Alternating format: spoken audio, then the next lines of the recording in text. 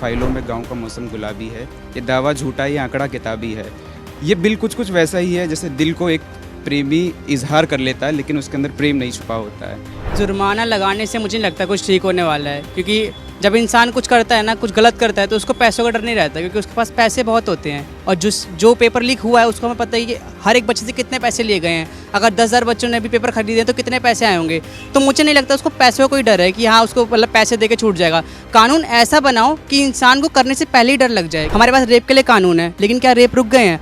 चोरी के लिए अगर कानून है, क्या चोरियां रुक गई हैं? किसी को मारने के लिए हमारे फंडामेंटल राइट्स हैं, सब कुछ है, लेकिन क्या फिर भी कभी कभार वो काम आते हैं? अभी सीजेपी के प्रोटेस्ट के टाइम पे हमने देखा कुछ लोगों के फंडामेंटल राइट्स वॉयलेट हुए थे। उनके कानून में था कि हाँ आप बात करो, कोर्ट में जाओ, लेकिन कोर्ट ने क्या कहा कि हम इस पे कोई बात नहीं करेंगे। रही बात आपकी जो जुर्माने की है, वो कुछ वैसे ही जैसे समंदर से एक लोटा पानी निकाल लेना, यानी समंदर को कोई असर ही नहीं पड़ता, पानी तो खैर आ ही रहा है। इसको अगर हम दूसरे पहलू से देखें तो हम as a society morally fail हैं।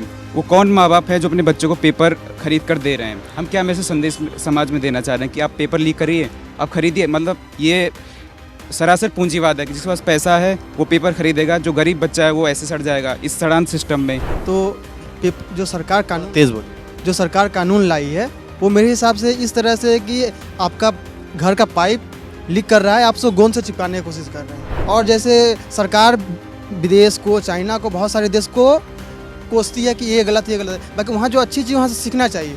चाइना में जो कानून बनता है, जो पेपर बनता है, वो जेलों में जो बनाते हैं उनको पर्सनली अलग अलग सेल में रख के बनाया जाता है। उनको एक दूसरे को पता भी नहीं होता है कि कैसे क्वेश्चन बन रहा है। तो कुछ ऐसा सिस्टम लाना चाहिए। नमस्कार, न्यूज़ एक्सप्रेस देख रहे हैं आप, और इस वक्त हम दिल्ली यूनिवर्सिटी के साउथ कैंपस के बाहर खड़े हैं। और जैसा कि आपको पता है कि एंटी पेपर लीक बिल सदन से पास हुआ है, और ये मामला काफ़ी टाइम से चल रहा है। ये मुद्दा कि पेपर लीक हो जाते हैं और क्या कुछ हुआ, किस तरीके से धर्मेंद्र प्रधान का इस्तीफा हुआ, और उसके बाद अब ये बिल आया है ताकि पेपर लीक भविष्य में ना हो सके। हमारे पास बहुत सारे स्टूडेंट्स हैं, इनमें कुछ जर्नलिज्म के भी स्टूडेंट्स हैं। हम इनसे बातचीत करेंगे और जानने की कोशिश करेंगे कि क्या सिर्फ कानून बना देने से पेपर लीक जैसी समस्या का हल हो सकता है। क्या नाम है आपका? जी, मेरा नाम अरविंद है। जी। आप क्या करते हैं? अभी पत्रकारिता की पढ़ाई कर रहा हूँ IMC दिल्ली से। IMC दिल्ली। अब अभी फर्स्ट ईयर है आपका? जी, फर्स्ट ईयर है। क्या कहेंगे, अभी जो anti paper leak bill pass हुआ है तो क्या ये काफ़ी है? जी देखिए, हमारे एक बुजुर्ग हुए हैं, अदब की दुनिया से जो लोग वास्ता रखते हैं, हमारे एक बुजुर्ग हैं अदम गोंडवी। उनका एक शेर है कि तुम्हारी फाइलों में गांव का मौसम गुलाबी है, ये दावा झूठा, ये आंकड़ा किताबी है। ये बिल कुछ वैसा ही है जैसे दिल को एक प्रेमी इजहार कर लेता है लेकिन उसके अंदर प्रेम नहीं छुपा होता है। बीते एक दशक से बच्चे सपने देख के अपने शहर छोड़ के दिल्ली जैसे शहरों में आते हैं केवल इसलिए कि वो सिविल की तैयारी करें, नीट की तैयारी करें। लेकिन सरकार हमें क्या दे रही है बदले में? Paper leak. हम अपने कुछ सपने छोड़ के आते हैं, एक वक्त का खाना छोड़कर, हम अपनी उम्मीदों को छोड़कर उस तैयारी करते हैं, लेकिन कुछ हमें हासिल नहीं होता केवल पेपर लीक के। और ये लीक तंत्र, लोकतंत्र अब लीक तंत्र हो चुका है। तो मुझे लगता है सरकार को केवल कानून नहीं, इंस्टीट्यूशनल बदलाव की ज़रूरत है। तो इसमें क्या, जैसे कि मैं अभी जैसे कि आप लोगों से बात कर रहा था कि कानून तो बहुत सारे हैं। अगर कोई बलात्कार करता है उसके लिए भी कानून है, अगर कोई चोरी करता है उसके लिए भी कानून है, अगर कोई कहीं डाका डालता है, मतलब कानून है। लेकिन सिर्फ कानून हो जाने से वो क्राइम रुकता तो नहीं है। उसके लिए क्या प्रयास किया जाना चाहिए? उसी तरीके से नीट पेपर लीक को लेकर के, मान लीजिए पेपर लीक को लेकर के कानून बन गया, उसमें सज़ा का प्रावधान है, तो क्या ये काफ़ी है या फिर उसमें कुछ ऐसा सिस्टमेटिक बदलाव होना चाहिए जिससे इस पे रोक लग सके? कौन बोलेगा, आप बोलेंगे? जी, जैसे कि कानून बन गया है तो मुझे लगता है कानून तो और भी चीज़ों पे है। मुझे लगता है कि सिस्टम में थोड़ा इन्वॉल्वमेंट होना चाहिए। जैसे लोग जहाँ पर पेपर जिस केंद्र में पेपर दिए जाते हैं वहाँ पर मुझे लगता है उसी समय दिए जाए, और जो पेपर बना रहा है वो उसमें में भी लगता है कम लोग हो इन्वॉल्व। अगर ज़्यादा लोग हो गए तो मैं भी लगता है कोई ना कोई एक तो कर सकता ही है। और जो सिस्टम है मुझे लगता है उसमें ट्रांसपेरेंसी होनी चाहिए। और जो लीकेज है, मुझे ऐसा लगता है जो लीक हो रहा है पेपर, मुझे लगता है सिस्टम की ही दोष है उसमें। बाहर तो है ही। मेरे को लगता है सिस्टम को भी उसमें ऐसी कार्रवाई होनी चाहिए, कानूनी प्रावधान ऐसे बनाने चाहिए जहाँ पे उनको भी कुछ डर करा जाए कि भाई आप उसके बाद आपके साथ ऐसा हो सकता है। तो मुझे लगता है सिस्टम को थोड़ा कड़ा होना चाहिए उसके ऊपर। अब मान लीजिए जो भी सज़ा का प्रावधान है या फिर जो भी जुर्माना तय किया गया है, तो अगर जो ये लोग कर रहे हैं उनके लिए तो ये बहुत ही आम सी चीज़ है। वो जुर्माना भी दे सकते हैं, क्योंकि जो पेपर बेचेंगे या खरीदेंगे, उसमें जो उनको पैसे आते हैं, तो उनके लिए ये जुर्माना बहुत ही कम है। कौन बोलेगा? देखिए, मेरा मानना है कि जुर्माना लगाने से मुझे नहीं लगता कुछ ठीक होने वाला है, क्योंकि जब इंसान कुछ करता है ना, कुछ गलत करता है, तो उसको पैसों का डर नहीं रहता, क्योंकि उसके पास पैसे बहुत होते हैं। और जो पेपर लीक हुआ है उसको हमें पता है कि हर एक बच्चे से कितने पैसे लिए गए हैं। अगर 10,000 बच्चों ने भी पेपर खरीदे हैं तो कितने पैसे आए होंगे। तो मुझे नहीं लगता उसको पैसों का कोई डर है कि हाँ उसको मतलब पैसे दे के छूट जाएगा। कानून ऐसा बनाओ कि इंसान को करने से पहले ही डर लग जाए कि अगर मैं पकड़ा गया तो मेरे साथ क्या होने वाला है। हमारे पास रेप के लिए कानून है, लेकिन क्या रेप रुक गए हैं? चोरी के लिए अगर कानून है, क्या चोरियाँ रुक गई हैं? किसी को मारने के लिए हमारे फंडामेंटल राइट्स हैं, सब कुछ है, लेकिन क्या फिर भी कभी कभार वो काम आते हैं? अभी सीजेपी के प्रोटेस्ट के टाइम पे हमने देखा कुछ लोगों के फंडामेंटल राइट्स वॉयलेट हुए थे। उनके कानून में था कि हाँ आप बात करो, कोर्ट में जाओ, लेकिन कोर्ट ने क्या कहा कि हम इस पे कोई बात नहीं करेंगे, वही खत्म। और अगर आप सोच रहे हैं कि हम पेपर लीक पे कानून एक बिल पास कर देंगे और सब सही हो जाएगा, तो मुझे नहीं लगता ऐसा कुछ होगा। क्योंकि एक बिल पास करना और उसको इम्प्लीमेंट करना, उस पर काम करना, इन तीनों में बहुत डिफरेंस आता है। आप बिल पास करके ये नहीं कह सकते कि सब ठीक हो जाएगा। आपको उस बिल पे काम करते रहना है जब तक वो सही ना हो जाए। एक बिल पास करने से तो बच्चों के भविष्य में खर्च उज्जवल नहीं होगा। तो इसमें क्या आगे क्या मतलब कुछ सिस्टम में क्या बदलाव होनी चाहिए? कौन बोलेगा सिस्टम में क्या बदलाव होनी चाहिए? मतलब देखिए, कानून बन गया, डराने के लिए तो बहुत है। अगर जो भी आइंदा से पेपर लीक की सोच रहा है, तो हो सकता है वो डर जाए, यार नहीं अब तो बहुत ही मतलब अगर पकड़े गए तो ये सज़ा है, इतना जुर्माना है। तो इतना सिर्फ काफ़ी है या फिर सिस्टम के अंदर कुछ बदलाव होना चाहिए? आप बोलेंगे। सिस्टम के क्या नाम है आपका? मेरा नाम गोलू कुमार है। मैं हिंदी पत्रकारिता का फर्स्ट ईयर का छात्र हूँ, रामलाल आनंद कॉलेज से, दिल्ली यूनिवर्सिटी। मैं ये कहना चाहता हूँ कि बिल पास होने के साथ साथ एक ऐसी टीम या संगठन की मतलब एक संगठन बनाई जाए जो कि मतलब अलग से सिर्फ पेपर के लिए काम करे, कि हाँ जो पेपर होते हैं उसके लिए अलग से एक टीम बनाई जाए। वो पेपर करवाएगी, मतलब ग्राउंड लेवल से लेकर ऊपर तक जितने भी पेपर्स होते हैं वो अलग से एक टीम बनाए, वो करवाए। अच्छा, एक बात बताइए, आप लोग जो क्वेश्चंस तैयार करते हैं, तो क्या आपको लोगों को नहीं लगता कि जो क्वेश्चंस तैयार करते हैं उनको भी आपस में ना मालूम हो, या फिर बहुत सी अलग अलग टीम हो जो क्वेश्चंस तैयार करे, और किसके क्वेश्चन लिए जाएं या फिर क्या कुछ कैसा मॉडल सेट किया जाए, किसी को जानकारी ना हो? क्या इस तरीके का कुछ प्रावधान होना चाहिए? मैं इस पर कहना चाहूँगा, रही बात आपकी जो जुर्माने की है, वो कुछ वैसे ही जैसे समंदर से एक लोटा पानी निकाल लेना, यानी समंदर को कोई असर ही नहीं पड़ता, पानी तो खरा ही रहा है। इसको अगर हम दूसरे पहलू से देखें तो हम as a society morally fail हैं। वो कौन माँ बाप है जो अपने बच्चों को पेपर खरीद कर दे रहे हैं? हम क्या मैसेज संदेश समाज में देना चाह रहे हैं कि आप पेपर लीक करिए, आप खरीदिए? मतलब ये सरासर पूंजीवाद है कि जिसके पास पैसा है वो पेपर खरीदेगा, जो गरीब बच्चा है वो ऐसे सड़ जाएगा इस सड़ान सिस्टम में। तो एज अ सोसाइटी हमारी मोरली मतलब नैतिकता है ये कि हम एक समान ढांचे पे बच्चों को ला के खड़ा करें। ये नहीं कि जिसके पास पैसा ज़्यादा है, जिसके पास पैसा नहीं है, ये खाई क्यों पैदा हो रही है। हमें इस पे भी एक बिल लाने की ज़रूरत है, और हमें बिल लाने की ज़रूरत उन बच्चों पे भी है जिन्होंने पेपर लीक करके पेपर में अच्छे अंक लाए हैं। हमें उनको वंचित करना चाहिए, नीट, यूजी या पीजी, जिससे भी पेपर लीक होता है। और कोई बोलना चाहता है? जी बोलिए। जैसे कि अभी बहुत सारे एग्ज़ाम हो रहे हैं, उसमें है जो कि पेपर लीक होने की समस्या नहीं है, लेकिन एनटीए ये सब है जो कि इसमें क्यों हो रहा है, इसके पीछे का रीज़न क्या है?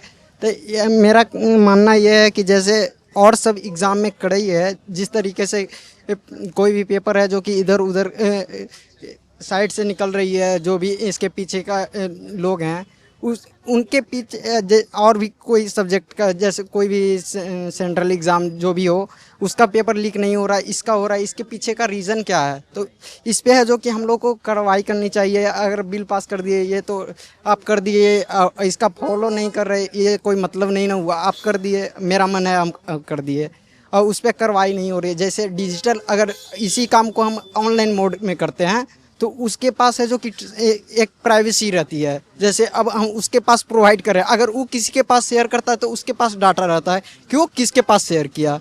तो ये चीज़ पे है जो कि कार्रवाई करनी चाहिए, मेरा ओपिनियन ये रहेगा सर। मतलब चीज़ें जो हैं कंप्यूटराइज हो जानी चाहिए, एआई जनरेटेड हो जाए, ताकि कोई भी अगर कहीं से कुछ शेयर करे तो कम से कम हिस्ट्री से, लेकिन वो ये सारी चीज़ें डिलीट भी तो कर सकता है ना? डिलीट कर सकता है, लेकिन उसके पास जो रिकॉर्ड रहेगा, जैसे कि अब वहाँ से कहाँ गया और कहाँ से है जो कि पेपर लीक हुआ, जैसे अब सब सिस्टम में है जो कि प्राइवेसी रहती है, तो उस तरीके से हम वैसा प्राइवेसी वहाँ उस सिस्टम में देंगे ताकि है जो कि पेपर लीक ना हो। जैसे अब जेई का अभी फ़िलहाल में जेई का पेपर लीक ही नहीं होता, क्योंकि उसमें वैसा प्राइवेसी है जिसके वजह से वो लीक नहीं हो रहा है। तो वो ऐसा प्राइवेसी है जो कि गवर्नमेंट को इशू करना पड़ेगा, तब है जो कि इस पे कार्रवाई। और कोई बोलना चाहता है? आप जी बोलिए। जैसे आपने कहा कि जिसमें नाम उत्कर्ष कुमार है, तो जो सरकार कानून तेज बोलिए। जो सरकार कानून लाई है वो मेरे हिसाब से इस तरह से कि आपका घर का पाइप लीक कर रहा है, आप उसको गोंद से चिपकाने की कोशिश कर रहे हैं। क्योंकि बड़े बड़े कोचिंग संस्थान के लिए 100 करोड़ ये सब आम बात है। PW की देख लीजिए, इतना बड़ा नेटवर्क है, अनअकैडमी का इतना बड़ा नेटवर्क है, तो उनके लिए 1 करोड़ 2 करोड़ क्या चीज़ है। वो पेपर लीक करेंगे, पेपर खरीद के बच्चों को पास करवाएंगे, अपने कोचिंग का प्रमोशन करेंगे। बाकी उन बच्चों को क्या जो बहुत गरीब है, कोटा में रह के दोनों माँ बाप कहीं से पैसे कर्ज लेके पढ़ा रहे हैं, उनका क्या। और सिर्फ कानून बनाने से ऐसा नहीं होगा, क्योंकि कानून तो हमेशा बनते आए हैं। तो कानून ऐसा हो कि डर बना रहे। ये डराने के लिए तो बन ही गया कानून, तो सिर्फ क्या डर, देखिए कानून बहुत पहले से है, संशोधित मुझे लगता होना चाहिए। जो अब मुझे जो संविधान में जो दंड का जो कानून है, जो राशि दिया था, उससे संशोधन होना चाहिए। क्योंकि स्टार्टिंग में जिस समय जो जैसा इकोनॉमी था उस हिसाब से कानून जो दंड देने का है वो है, पर अभी के हिसाब से मान लीजिए ट्रैफिक नियम तोड़ा 100 रुपया फाइन, उसका कोई मतलब ही नहीं है। उस हिसाब से सेट होना चाहिए जो दंड का नियम है। और कोई बोलना चाहेगा? जी बोलिए। और जैसे सरकार विदेश को, चाइना को, बहुत सारे देश को कोसती है कि ये गलत है, ये गलत है। बाकी वहाँ जो अच्छी चीज़ वहाँ से सीखना चाहिए। चाइना में जब कानून बनता है, जो पेपर बनता है, वो जेलों में जो बनाते हैं उनको पर्सनली अलग अलग सेल में रख के बनाया जाता है। उनको एक दूसरे को पता भी नहीं होता है कि कैसे क्वेश्चन बन रहा है। तो कुछ ऐसा सिस्टम लाना चाहिए। उनके बीच कम्युनिकेशन भी नहीं होता। कम्युनिकेशन भी नहीं होता है, उनको एक दूसरे को पता नहीं है कौन है अगला। तो इस तरह से कुछ ऐसा कानून जो पेपर बन रहा है उस हिसाब से करना चाहिए। अच्छा, और कोई लोग और भी कोई बोलना चाहेगा? जी मेरा मानना है ना कि जो हमारा शिक्षा तंत्र में है, अब उसमें बदलाव करने चाहिए। जो लोग पेपर बनाते हैं या जो उसको आगे बढ़ाते हैं, अब ये देखना चाहिए कि जो उस पर काम कर रहे हैं उनका बैकग्राउंड क्या है, वो कितने टाइम से काम कर रहे हैं, कितने टाइम से पेपर लीक हो रहे हैं। और जब पेपर लीक होते हैं तो उसमें जो लोग काम कर रहे हैं क्या वही बार रिपीट हो रहे हैं कि नहीं। और जब गवर्नमेंट ये चीज़ देखती है तो वो सबसे पहले उन लोगों को पकड़ते हैं जिनका पूरा नाम आता है कि हाँ इस इंसान ने पेपर लीक किया, लेकिन कभी उस मीडिएटर का नाम नहीं आता या उन लोगों का नहीं आता है, वो जो पेपर पास करते जाते हैं उन बच्चों का नाम नहीं आता जो उस पेपर को आगे बढ़ाते हैं। कि कहीं ना कहीं हम भी एक क्राइम में इन्वॉल्व हो रहे हैं। अगर मैं 1000 रुपये का पेपर खरीदता हूँ, मैं फिर उसको किसी और को बेचता हूँ, तो मैं भी उस क्राइम का हकदार हूँ, तो मुझे भी सज़ा मिलनी चाहिए। ऐसा नहीं है कि पेपर लीक हो गया तो मैंने पेपर खरीद लिया, नहीं।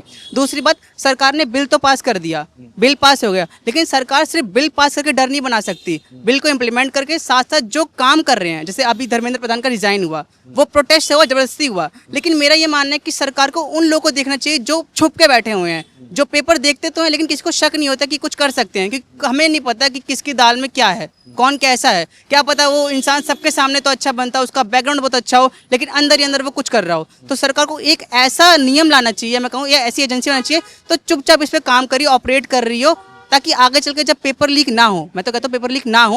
और ऐसे लोग भी बाहर आए जो ये काम एक्चुअल में कर रहे हैं लेकिन उनका नाम सामने नहीं आता, क्योंकि हमने देखा जिनके पास पैसे होते हैं ना वो तो बच जाते हैं, लेकिन वो किसी और को फंसा देते हैं। क्योंकि आजकल लोग पैसों पे बिक भी जाते हैं, कोई क्राइम अपना जो करते हैं या जो नहीं भी करते हैं उसको एक्सेप्ट भी कर लेते हैं, सजा भी काट लेते हैं, लेकिन जो एक्चुअल में क्राइम करता है वो बच जाता है। क्यों? क्योंकि उसके पास पावर होती है।